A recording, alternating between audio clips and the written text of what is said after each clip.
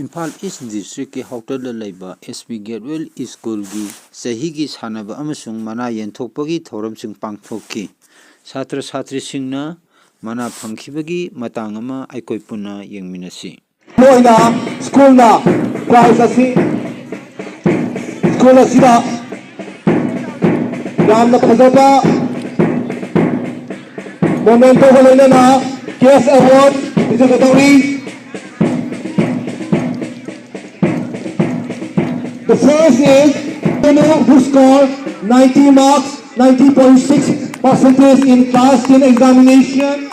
Sibuna Koina Principals Award Haduna Bing Tholaga to the way with the case award.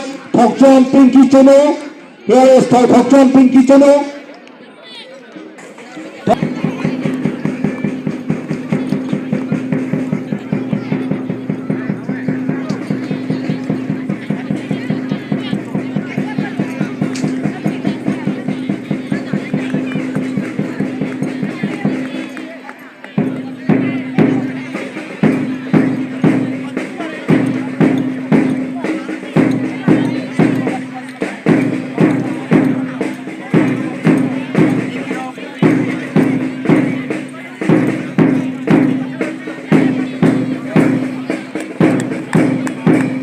Thank you. Big Star Award Haduna Minthonba to none other than a very good student. According to Sigi, Hotokoda say Sakhiba Numita Yaikom scoring 94% and Perezula Pigibani, Perezula Pigibani, photo number Numita Yaikom for the Rising Star Award Haduna Minthonba.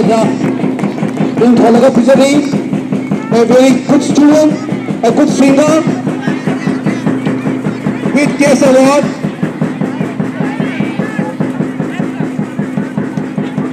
photo balabiyo, akhoi giti school ki prospectus calendar tini magta hapad rebani, Mother Shri.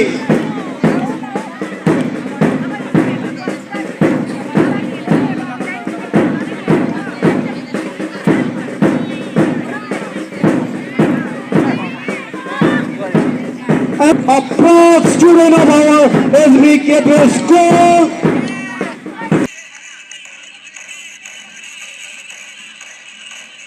I would be the Roman Education School na Hangam Gakara Puri.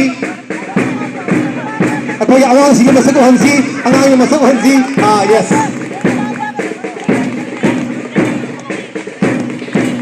With the case award of rupees 10,000. Case award of rupees 10,000.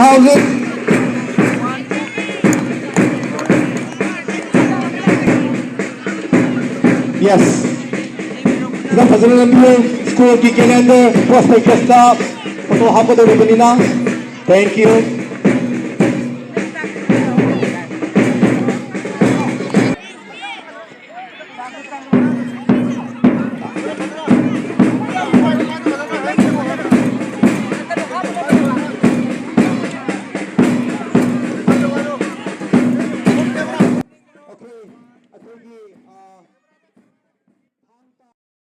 Biro, ako yung teachers ay bigo no.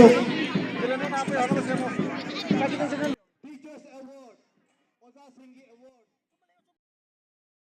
Teacher Award, Hard Working and Punctuality Award, Most Improved Teacher, Academic Excellence Award, Principal Sir, respected Mami, respected Madam Assistant.